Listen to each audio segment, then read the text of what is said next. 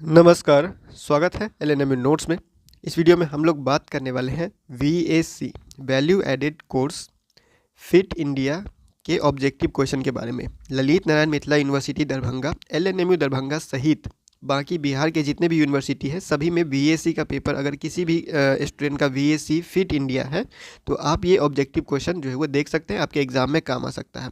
LNMU Darbhanga में जो अभी जो पैटर्न लागू हुआ है, मतलब कि पैटर्न अब जो है वो स्टार्ट हो चुका है। एईसी, वीएसी और एसईसी का पेपर रहेगा ऑब्जेक्टिव, पूरा का पूरा ऑब्जेक्टिव रहेगा, यानी कि 70 नंबर का जो एग्ज़ाम होता है 70 में से 70 आपका ऑब्जेक्टिव क्वेश्चन ही रहेगा।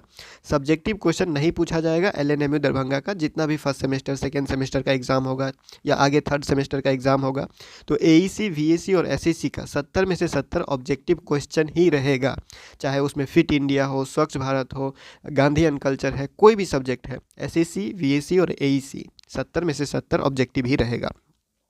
तो इस पीडीएफ में और इस कंटेंट में आपको जो है वो 200 प्लस क्वेश्चन मिलेगा, ऑब्जेक्टिव क्वेश्चन, जो आपके एग्जाम में हेल्प कर सकता है। और इस क्वेश्चन को देखते हुए आप अपना तैयारी कर सकते हैं और थोड़ा बहुत इधर उधर से पढ़िएगा तो ये सारा चीज़ जो है वो क्लियर होते चला जाएगा। अब ऐसा नहीं है कि ऑब्जेक्टिव डायरेक्ट पूछता है, कभी हो सकता है इसको इधर कर दे, उसको उधर कर दे, मतलब कि क्वेश्चन थोड़ा घुमा के पूछ देता है, ठीक है।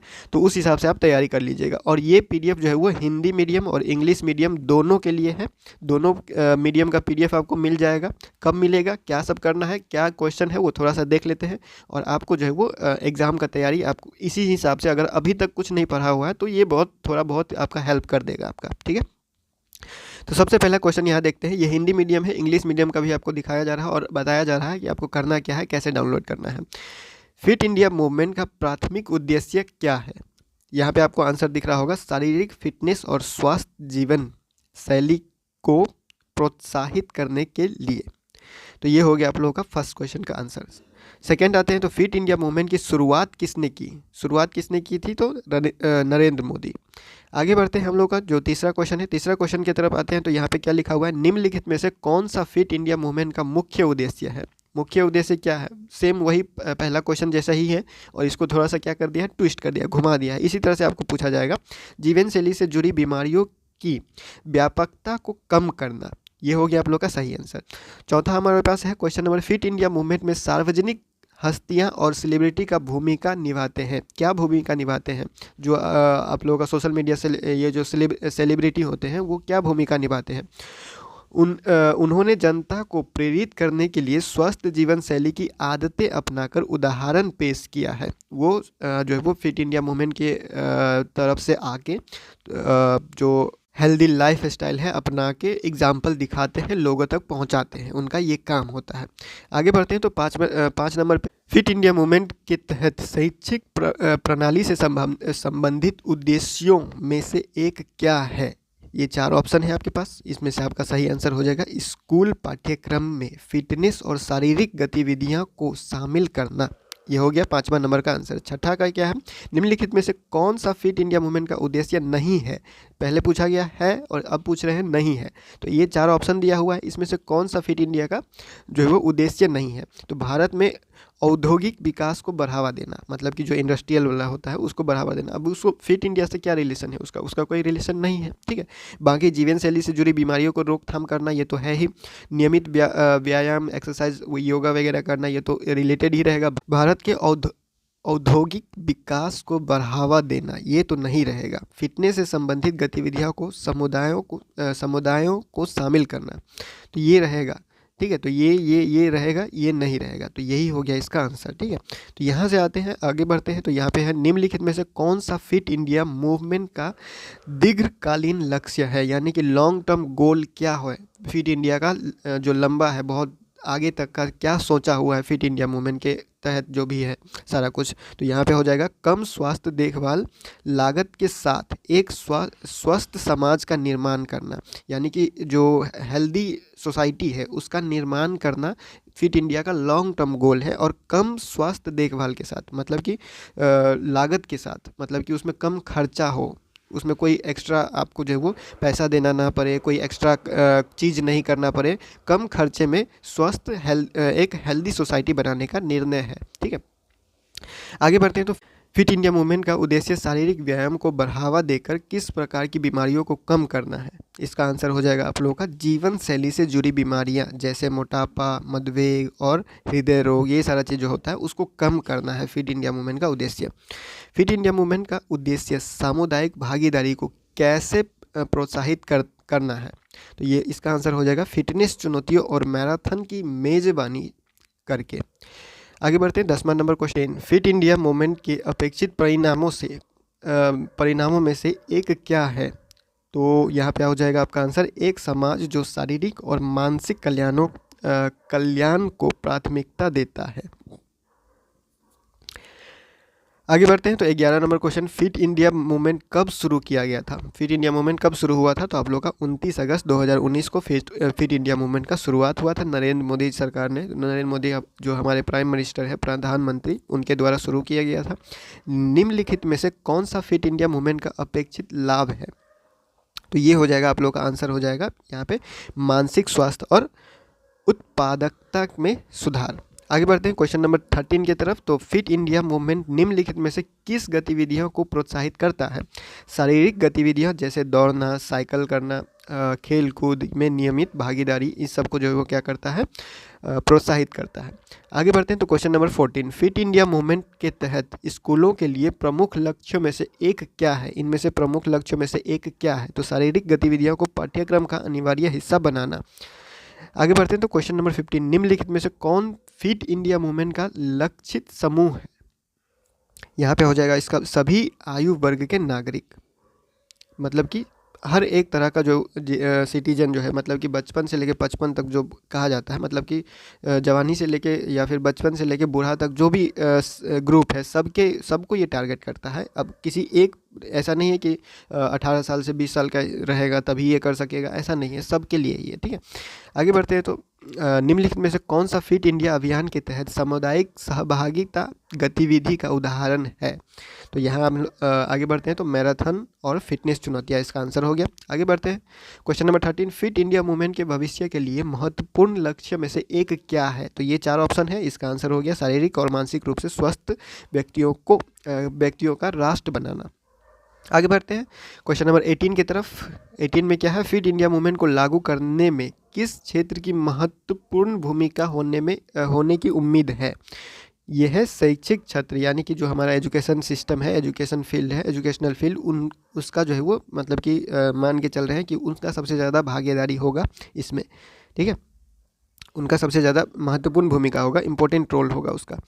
अब यहाँ आगे बढ़ते हैं क्वेश्चन नंबर 13, स्वास्थ्य को बढ़ावा देने के लिए फिट इंडिया मूवमेंट मुख्य रूप से किस पर केंद्रित है? तो स्वस्थ भोजन और नियमित शारीरिक गतिविधियों को प्रोत्साहित करना, इस पर जो है वो बेस्ड है। अब आगे बढ़ते हैं तो क्वेश्चन नंबर 20, निम्नलिखित में से कौन सा फिट इंडिया मूवमेंट का उद्देश्य नहीं है? ये क्वेश्चन पहले भी पूछा गया है, आप देख रहे हैं रिपीट किया हुआ है, तो इसीलिए हम लोग बोले कि 200 प्लस क्वेश्चन होगा इसमें, और कुछ क्वेश्चन रिपीट करेगा, तो उसको काट कूट के मान के चलिए 150 170 के आसपास आपको मिल जाएगा क्वेश्चन। आगे बढ़ते हैं तो यह है स्वास्थ्य की परिभाषा क्या है? स्वास्थ्य की परिभाषा क्या है? केवल बीमारी का अभाव या फिर पूर्ण शारीरिक, मानसिक और सामाजिक कल्याण की स्थिति, लंबी दूरी तक दौड़ने की क्षमता, शारीरिक चोटों से मुक्त होना। तो ये हो जाएगा यहाँ पूर्ण शारीरिक, मानसिक और सामाजिक कल्याण की स्थिति, ये होता है स्वास्थ्य की परिभाषा। आगे बढ़ते हैं क्वेश्चन नंबर 2 फिर से आ जाता है, निम्नलिखित में से कौन सा अच्छे स्वास्थ्य का प्रमुख घटक है? केवल शारीरिक फिटनेस, शारीरिक, मानसिक और सामाजिक कल्याण, केवल मजबूत प्रतिरक्षा प्रणाली होना, नियमित शारीरिक जांच, शारीरिक, मानसिक और सामाजिक कल्याण। इसका सही आंसर है प्रमुख घटक क्या है? शारीरिक, मानसिक और सामाजिक कल्याण। आगे बढ़ते हैं शारीरिक स्वास्थ्य क्यों महत्वपूर्ण है? तो यह दीर्घकालीन बीमारियों से जोखिम को कम करता है और दैनिक गतिविधियां में मदद करता है, इसीलिए महत्वपूर्ण है। मानसिक स्वास्थ्य महत्वपूर्ण है क्योंकि यह निम्नलिखित में मदद करता है। अभी इसका आंसर इसी को घुमा के पूछ रहा है, इसी तरह से पूछा है। देखिए इसको ये जो क्वेश्चन है इसी को ये है, इसी का आंसर ये है, और इसी को घुमा के पूछा है, ठीक है, इसी को घुमा के पूछा है आगे। तो इसका आंसर हो जाएगा तनाव प्रबंधन और ध्यान केंद्रित रखना।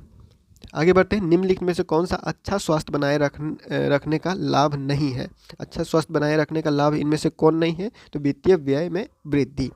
बाकी जितना है सब तो लाभ ही है। अधिक ऊर्जा और सहन शक्ति रहेगा, बीमारियों कम जोखिम रहेगा, उसके बाद जीवन की बेहतर गुणवत्ता, ये सारा चीज़ तो इसका लाभ है, और जो बचा वो क्या है? लाभ नहीं है। ठीक है, आगे बढ़ते हैं। तो अच्छा स्वास्थ्य बनाए रखने के लिए कौन सा कारक महत्वपूर्ण है?